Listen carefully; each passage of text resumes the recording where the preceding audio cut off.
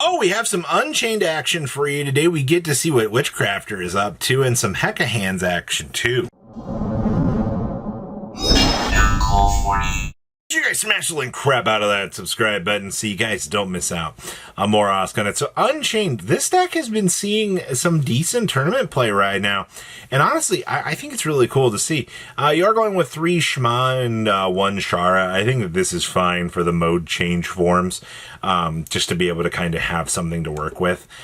In terms of, the rest of the deck, you got 3 of the Reincarnation Unchained, 1 copy of the Magistrate, but and then, of course, extra deck, you're just choosing to play 1 of the Unchained Emma Lord and then 1 copy of the Abominator. It's honestly about as much as you really get for the deck.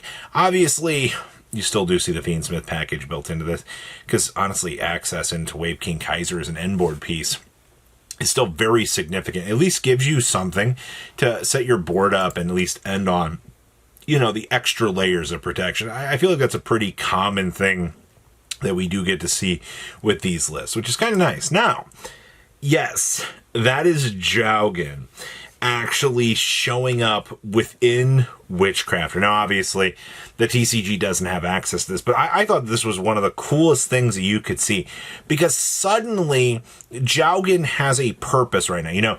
You're able to set this up with the Spellcaster Good Stuff pile and you're able to do your thing, but also, most of what you're doing with the Witchcrafter stuff is just, you need to have the form of consistency to be able to help you out. Also, it stinks that we didn't get Vure. I wouldn't be surprised to see Vure ported in as a secret rare in a future set. Konami knows what this card's worth. They know how bad players are going to want this. But in terms of your Witchcrafter stuff, 3/1, 3 of Walpurgis, because this is just the most insane card you got going for you. 2 of the Celebration with 1 Distortion, and then of course I see we're doing some other fun things with 2 Renona and 2 Pupillus. 1 Pupillus, which should be enough honestly to get the job done. Also, you need to play this really fun card. Thank you, Gaze of Timaeus. You're a good card.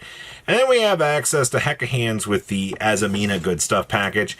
I feel like at this stage, the Illusion Good Stuff pile just needs to be able to turn over and go through as much of, the things you can do. Also, this is truly a lot, man. You're playing the Curse of Diabel and you're playing Service Puppet Play. Why are we playing this? I guess it's just to take control of something. I guess we can technically make use of this, but also you're playing all the Hecahands traps in here too. You have a lot to think about when you start to get into the Hecahand stuff, because you have so many good accessible trap cards that at certain points, it almost kind of feels like you're bogging down a little bit too much on certain things. So you do want to keep your consistency low to the ground, but God, just looking at that. Also, we are playing 2 Nightmare Hands in here. That's kind of cool. Next up, we get to see Labyrinth. I gotta tell you, if you guys wanted a deck that was just all Dominus gas, this is a build that you want to gravitate towards, because honestly, looking at how things go, remember the OCG, I guess your trade-off is you only have 2 impulse, but you still have this thing. Labyrinth loves to loop Dimensional Barrier, especially going into a Cool Tune matchup where you can just keep slapping Barrier on your opponent and they're not going to be able to progress their game state because you've got things locked down. What are they really supposed to be able to functionally do at that stage? So that's kind of crazy to think about here, that Dimensional Barrier still is very loopable, very crazy, but it's still only limited to 1. I feel like Konami's part with the cleanup for this was, we're going to hammer you down on consistency, but we're still going to make sure you can still play 1 Dimensional Barrier. I don't know why this was the case. Cards should just be outright banned. Next up here, we get to see Tunes. Now, there's a lot of Tune madness that's been happening in the OCG. Shadow Tune is a pretty broken FTK card, because hey, just remember, as long as you've got a Tune world up on the field, you hit a target face-up monster, your opponent can also inflict damage to your opponent equal to the attack of that face-up monster. So what better way to abuse things than to just give your opponent the giant attack point monster and basically blow them out because of Tune Shadow. Also, because it has Tune in the name, it's be massively searchable. I wouldn't be surprised to see Shadow Tune getting banned. I wouldn't be surprised to see Dark Eradicator getting Warlock getting banned here. Also, we're only playing one Dark Eyes Illusionist with the second one sided. This gives you access to get into the Degeneracy. Also do see we've got the Blue Eyes Toon Dragon in here, so we can actually loop through the Toon Ultimates to be able to do the broken things. Wonderful. Such a fair and fun deck. Next up, we get to see Yummy Shenanigans. You know, it's really funny to see that the OCG has just figured out, oh, hey, you know, Dark Magical Curtain just starts the entire deck. You get the Witch, you link out the Witch, and then you're basically just, you know, you go down the races. Because you get the Artemis access, this triggers, get you whatever bad Yummy monster you want out of the deck, and you're just off to the races.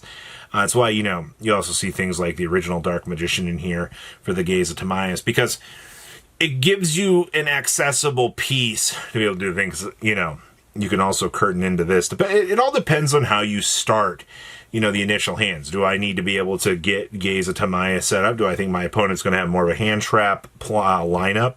This game, you know, what is going to be the lineup or the proper play to be able to push through those boards? And once you make that decision, I think you'll be fine to have the perfect game plan to be able to counter things. But this just shows, like, this deck is still very, very, very much here. Next up, you're telling me we have more Toon List. God, man, this deck, I think, has become the most innovative that we've seen. And also, once again, we're playing Shadow Tune at this point, which is even crazier because Dark Eyes Illusionist is here as a one of the main decks, side decking the 2 additional copies. And just to make sure that we get that icing on the cake, we're calling in Ghost Reaper here to fix things. It is a beautiful day in this game when you're going to see Ghost Reaper and Winter Cherries coming in as a side deck option to counter the meta, because the meta has degenerated to that point that, you know, if I can hit my Ultimate Bishop Vulcan against my opponent, you know, we do fine. Also do like that the Soul Blaze is actually seeing some play in here. It's kind of nice, but yeah, that's Tunes, everybody. I don't know, every OCG Thursday we look at this deck, it just becomes more and more degenerate. I wonder if, after the FTK pieces get taken care of, if this deck will still function.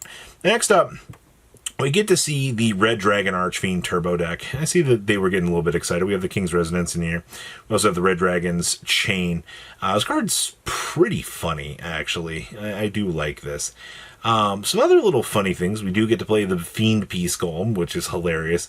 Of course, you know, Crimson Gaia being probably the best, you know, starter that your deck can essentially push through to be able to get things going is great. We're also playing the Bestials. I mean, the Bestials, not only if you hit the Magna or, you know, the mag, you know, you're able to tune into our Harmonia, which just further gets you along the pieces you need. I still love having access to this card. It's broken. We're able to also make the Crimson Dragon Quasi-Cult in here as a additional piece to kind of just bring back, you know, the entire field that we've already blown through. So Jack Atlas definitely has some very cool options available within his deck just to make those extremely cool end boards. And then we have, oh, this is just branded, but once again, that one guy I tell you about every single week, he's cooking. We got the Mach 3 in here, and we have the Triple Metal Slave, just absolutely doing the work that you want to see for this deck. But, I mean, he makes this list look so fun to play. Also, Triple Dominus Spark in here, hello?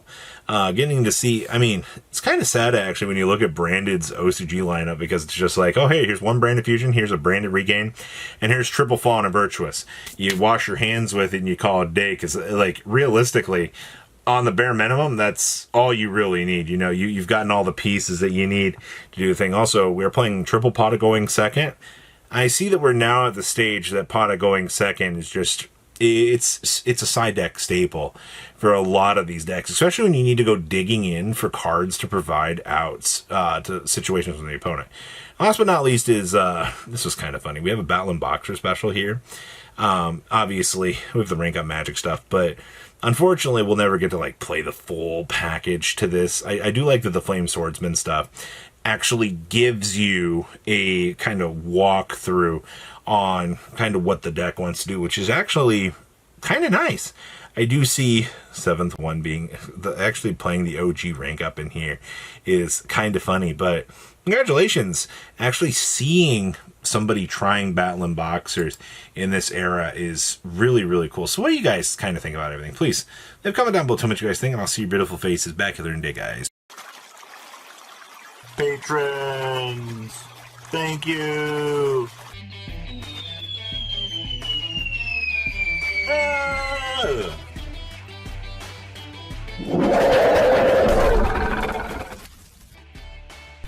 Thank you so much for watching. Check out these other videos.